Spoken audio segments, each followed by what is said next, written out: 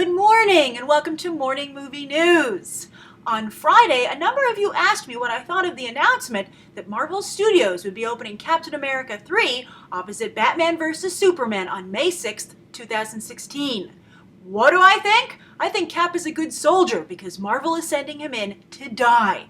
Now, of course, Marvel had this date first with an untitled project. They just had it on reserve. And it's a very big opening weekend. It's the first opening weekend of the summer, that first weekend in May, and is a hot spot for any studio. So Marvel had said, we call dibs on this. But when Warner Brothers decided to push Batman vs. Superman back a year, they were like, whatever, we're going on it. We dare you, Marvel. What are you going to open on this date? And actually, interestingly, this isn't the first matchup between Disney and Warner Brothers. Another one has materialized on the old Batman vs. Superman date. They put their live-action Peter Pan film there that we've been talking about lately with Rooney Mara, for instance, on Friday being cast as Tiger Lily. Warner Brothers put that film there, and then Marvel announced just shortly afterward that they were moving Ant-Man up to that date to go up against Peter Pan. So they're already squaring off there as well. So that'll be kind of like round one. But this is the big round. Round two, obviously, Batman vs. Superman opposite Captain America 3. And Captain America 3 seems to be tracking quite well. A lot of people are very excited about, the second film seems to be tracking quite well. People are very excited about it. It has a surprising amount of buzz considering the first film didn't really click. I know there are Cap fans out there who liked the film, but it certainly has been, Marvel's, I think, least popular property in their cinematic universe. I mean, even Thor is better received. But Thor the Dark World really, I think, stumbled a little bit and gave Cap, and his cameo in that movie was hilarious, so it kind of gave Cap an opening to maybe surpass him. And I think with Captain America 2, he might, because the film does look good. So why do I think that he's going to die when he goes up against Batman and Superman? Well, that's because no matter how big of a debacle Batman vs. Superman is, people are going to want to see it. It's the bigger event movie. It's the Avengers. It's DC's.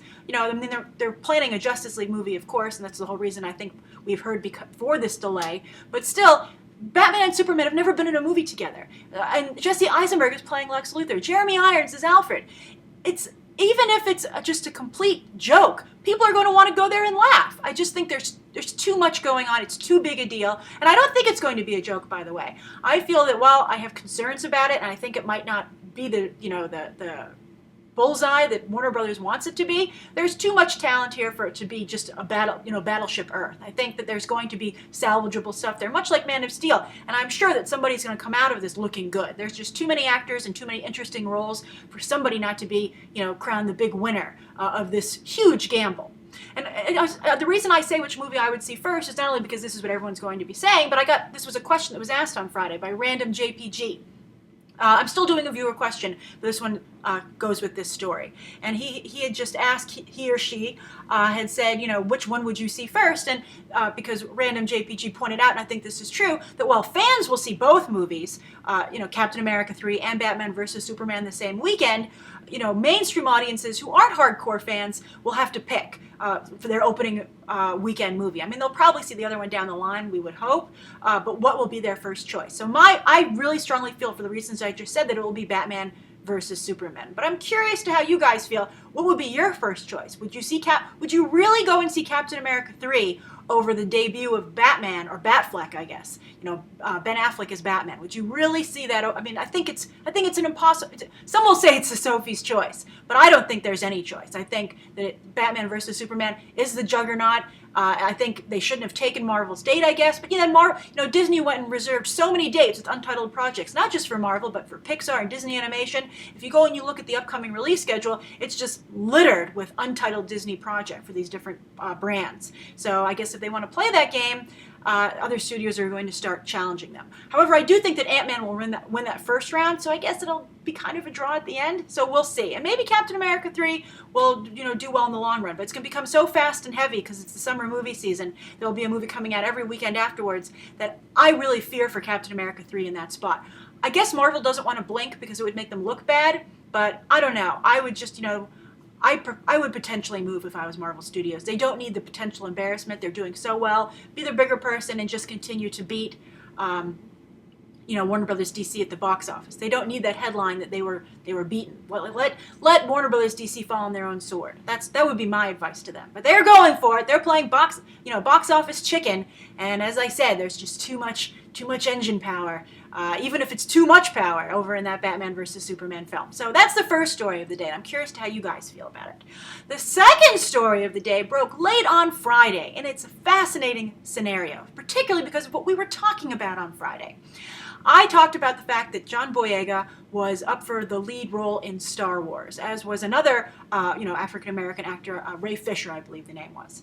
And I said that, Disney was kind of dragging their feet in making this decision because it would be an iconic decision to have, a lead black character in a franchise like Star Wars. Although I have to say, whenever I post a Star Wars story, I've mentioned this before, the internet doesn't seem to care. And I really wonder if maybe with comic book films, the Star Wars brand just isn't as big as it used to be. It's not the attention grabber that it originally once was, maybe just with its core fan base. So I'm really, mainstream movie-going public seems to be caught up in these superhero movies, and they don't feel that Star Wars is part of that group. Maybe a casting choice like John Boyega would change things up. We'll have to see, but I continue to be amazed at the lack of interest in Star Wars news. So I'm also curious why you guys think that might be. So anyway, a lot of you said, I think it's ridiculous that Disney would even maybe not be willing to have a black lead. What does it matter? You should see talent, not color. And a whole week, big discussion in the comments with a lot of people feeling that, in today's day and age, race simply wasn't an issue. But then this story broke, which shows that it still is an issue, even if some of you don't really want to admit it. I mean, it's an unfortunate truth, but it's a truth in Hollywood at least. So let's discuss. Late in the day on Friday, a rumor broke that Fox is trying to ditch their Fantastic Four movie as is. The rumor is they've already jettisoned Josh Trank and the screenwriter. They're really looking, even though they're shooting in about 5 or 6 months, they're looking for a new creative team behind the camera, but also they have casting problems. That seems to be the big thing, and they're going to potentially recast. And a lot of people said immediately, there goes Michael B. Jordan. And so I'm wondering, is that their casting problem? I mean, there aren't any other big stars in the film. You might say maybe they went too young. That could have been their problem. But considering the outrage over Michael B. Jordan, a lot of people are behind it. But just like the John Boyega discussion that we had, a lot of people, and even in the John Boyega discussion in the comments, people referenced Johnny Storm and said, you shouldn't change the race of a character who's been white the entire time. And even though I've argued that that's not integral to Johnny Storm's persona, that he'd be white, and also Johnny Storm, he might have been white his whole career, but his career isn't that amazing. The Fantastic Four comic, not that big a deal. It's not that big in popular culture. I mean, the Fantastic Four are maybe the first family of Marvel, but they're no Spider-Man, they're no X-Men, they're no Batman. I mean, you're talking about a property that needs some kind of energy boost, and I thought that this kind of colorblind casting would give it that. So I was in favor of the Michael B. Jordan casting, although I thought casting his sister as a white actress, Kate Mara, was a mistake. The Mara's, boy, they sure caught a lot of racial problems with casting. But so that was my problem with that casting. But it looks like Fox also has a problem with it. So if they kick off, a lot of people's response to this is, oh, thank goodness, that movie looked horrible. I'm so glad that Fox is maybe going to fix it. And then the wishful thinking, of course, that Fox would give up the rights back to Marvel, which is never going to happen. Maybe if this, I think they're going to give it one more shot, but there's too much money at stake if they can do this right. So anyway, I think, and a lot of people said, as I said, goodbye Michael B. Jordan. So I'm curious how many of you out there are breathing a sigh of relief, or how many of you are disappointed that it looks like, this potentially, again, another potential iconic casting. You don't see actors of color, male or female, in any lead roles since Blade, and I know a lot of you like to reference Blade. By the way, while Blade was successful as a movie back when it came out, like in the 90s, Blade is not the box office success that we need to be today to warrant the budgets as they've ballooned. So you still have a situation where I think that they don't feel that star power exists, and they're not going to get the wide audience that they would like. And I think that's the reason you're not seeing a Black Panther movie or a Jon Stewart movie, which I still continue to believe is a mistake. But anyway, I think it's very fascinating this news broke. I wonder what it will do to Michael B. Jordan's career, Josh Trank's career, anyone else they kick off the film. I think this is very embarrassing to the fact that Fox was so against these certain people's involvement that they would rather kick everybody off 6 months before production to try and save the movie. That's how bad they thought the situation was. And what does this also say about Mark Millar? Some people say it's Mark Miller, some people Mark Millar. This is what happens when your name's only seen in print. But of course, he's the Kick-Ass creator. And he was brought on to kind of run Fox's Marvel Cinematic Universe, and he really was a big architect, I think, with the way this Fantastic Four shaped up. He was trying to create a universe where the X-Men and the Fantastic Four were in the same place. So if this just gets scrapped, what does that say? Does Fox have no faith in Mark Miller going forward? Will Mark Miller be upset and be like, screw this, I'm going to go back to Miller World, where I'm king? So I'm very curious to what the shakedown will be here. But this is a huge rumor, and as I said, I think not so embarrassing to Fox, because I think the worst thing to happen to Fox would be a bad movie. But I think, just remember, everybody who said, why are you making a big deal about John Boyega's potential casting, and why do you think Disney's dragging their feet? Look at what Fox is willing to do to not have a movie that stars Michael B. Jordan as Johnny Storm. We'll see. Maybe they'll keep him. I recommend they keep him. I think that would be, really hurt the film to have that hanging over it. But we'll see. We'll see who survives out of the cast. But that was the most interesting part of that rumor to me. And Josh Trank. Oh, Josh Trank. So much potential post-Chronicle. So squandered. All right, so that's the second story of the day. The third story was a great story that Eugenio Derbez over the weekend signed with CAA. And I think it's actually Eugenio Derbez from Mexico, big Latino talent. And of course, he had a great summer where Instructions Not Included was the highest grossing Spanish language film in the United States ever. It made $44 million here. I think about $85 million or so worldwide. Really great for the small film that it was. It was a very good film. I reviewed it. I thought he really did a nice job. So to sign with CAA, I think shows that he's going to have big things coming for him in Hollywood. CAA obviously has a lot of connections, and I'm sure a multi-hyphenate like Derbez, who writes, directs, and produces and stars, will want to continue to make his own films, perhaps maybe an English language film, or it will be interesting to see if he continues with Spanish language films, even if they're produced here in the United States. There obviously was a big market for that. But also you'll maybe see him start to be inserted in other projects. And I hope maybe that he'll pay back Adam Sandler somehow with maybe putting Adam Sandler in one of his films. Because Eugenio Derbez obviously was first introduced to U.S. audiences by Adam Sandler. He was in Jack and Jill, and also he was on the short-lived sitcom Rob with Rob Schneider on CBS, which I actually really enjoyed, and I felt bad they canceled it. I thought it was very funny. But Eugenio Derbez, who knows, maybe he'll try and go to TV here, maybe he'll stick with movies, but I think the fact that CAA believes in him in the American market is very exciting. So good for him. Another great step forward in his already very impressive career. All right, so those are the three stories of the day. The viewer question comes from Lancaster Dodd from The Master. I love it. And says, Grace, question. Why do you want every single actor to be in a Marvel DC film? Do people even care anymore? Superhero films will die out like every other genre. I'm so sick of superhero films. We have to watch 3 films just to watch Avengers 2. And we just saw Spider-Man. When will people get a life and stop watching the same film over and over? How do you feel about it, Grace? Smiley face, because you're awesome. I'm from Scotland, and I try to watch your videos every day. Awesome, Lancaster Dodd. I love your passion. You obviously really dislike superhero movies, but I have to say they're not going to die out as long as they continue to make money.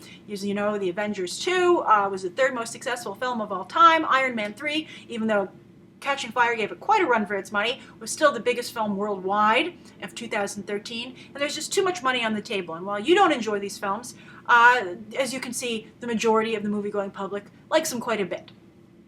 So anyway, but as to the heart of your question as to why I always say, I often say on this show, this person's a great actor. Marvel or DC better scoop him up. And Lancaster, and I talked about this last week, which is why Lancaster, I think with Chadwick Boseman, I talked about him, and I think that was in the Get On Up trailer. I think that's where this question came from. And how I thought that Chadwick Boseman should also be scooped up by Marvel or DC. So to answer your question, Lancaster Dodd, in the past, there was fewer franchises to go around. Indiana Jones, James Bond, these iconic characters were far and few between. And a movie star, didn't need them. Jack Sparrow, I guess you could say, is one of them. You didn't need that to make a career because there just weren't that many of them.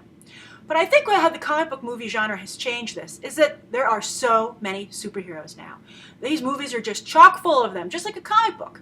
And because so many characters need to be cast, more actors are getting the opportunity to play these really big, blockbuster, high-profile roles like never before. You're seeing actors cast in these really big movies who normally would never have had the chance because, of course, they need such big casts. They're trying to do it on the cheap.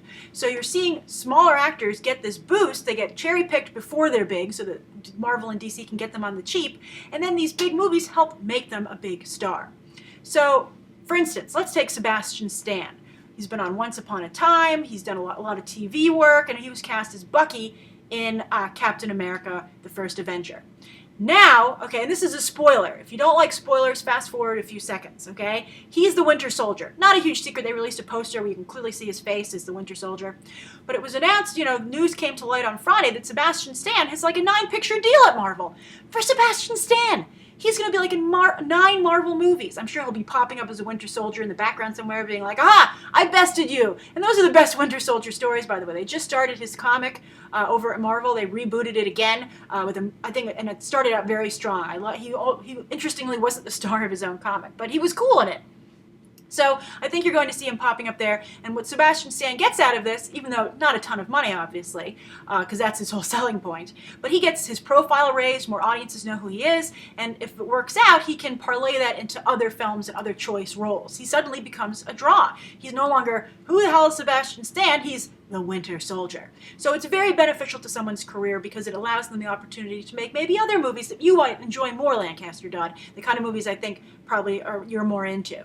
And those movies only exist with these other big box office draws to fund the industry and keep these actors as box office draws. But at the same time, since there are so many comic book movies and so many actors are getting cast, it's kind of embarrassing if you haven't gotten picked. I mean, Paul Rudd is going to be Ant-Man. Paul Rudd has a superhero movie. So what's wrong with you as an actor that Marvel and DC haven't picked you for something? I think that's kind of also where it comes into play. There are just so many roles up for grabs. How are you not invited to play? It's kind of like Hollywood has become like this big pickup game, and who's left standing is always embarrassing. You want to be picked pretty soon. So that's why I think it's important. I think these Marvel and DC movies are changing careers. And also, some of you argue that you can cast an actor in multiple roles. You cannot. No one has done that to date. No actor has played a character in multiple franchises, either within the same publisher, like Marvel movies or DC movies, or competing for Marvel or DC at the same time. Chris Evans was fully done with Johnny Storm when he was brought on to Captain America, and everybody knew he wasn't going back to that role. Ryan Reynolds might have had a Deadpool movie, languishing in development when he took on the role of Hal Jordan in the Green Lantern movie, but that, I'm sure, partially killed that Deadpool movie. That they didn't want him working on another comic book property because he already established himself as Hal Jordan. So these things come into play. No one has done it. You can't do it. And Idris Elba, someone mentioned, he was in Ghost Rider, the second Ghost Rider film, but at the same time he was Heimdall and Thor. Those films were shot around the same time, and so I think that the Ghost Rider deal probably was in place first, so Marvel was like, fine, go ahead and make that movie. We know nobody's going to watch it, and then you come over and play with us. So these movies are huge. And also, the other thing I want to mention, finally, Lancaster Dodd, the reason you want to get into these is because then you become on the studio's radar. Look at Idris Elba. I discussed this when it was announced that he had gotten the role of Shere Khan, voicing Shere Khan in Disney's Jungle Book remake. He is on Disney's shortlist. Disney wants to see him succeed because then that reflects better on their bread and butter, which is their comic book movies. So you raise your profile with audiences, and you also raise your profile within Hollywood. Look at all the opportunities that Chris Hemsworth is getting because of the Thor films. He was nothing. Nobody knew who Chris Hemsworth was until he was cast as Thor, and now he's considered a big box office draw and one of Hollywood's leading men. Certainly as an action hero, and maybe potentially in other ways if he wants to explore that. Marvel's keeping him so busy. So that's what I think. I think it's big career business, and it's embarrassing if you're not chosen. So that's why I recommend it. I wonder how other people feel about this. Write your thoughts down below. And I know a lot of you will be like, this is a conversation we have a lot about race, and also, whether or not you should be in a movie that makes money or not. But please, please remember that Hollywood is a business. That's all. Hollywood, at the end of the day, did they turn a profit? What are they going to say to their investors? Can they pay for the next movie? That's what's important. This, as I say so many times, these movies aren't shown in a gallery. They aren't shown for free. They are shown in a movie theater, and they're a product that requires mass appeal. Fine art, only a couple people need to like it, only one person needs to buy it, and critics just really need to like it. That's how fine art exists. But for movies to do well, they're the popular arts. Movies are successful when they make a lot of money, or they win a lot of awards, and preferably both. That's the name of the game. All right, so thank you for tuning in. I hope you enjoyed today's episode. Write down your comments down below, and anything you'd like to see covered tomorrow, and any questions you might have. Thanks for watching. Bye.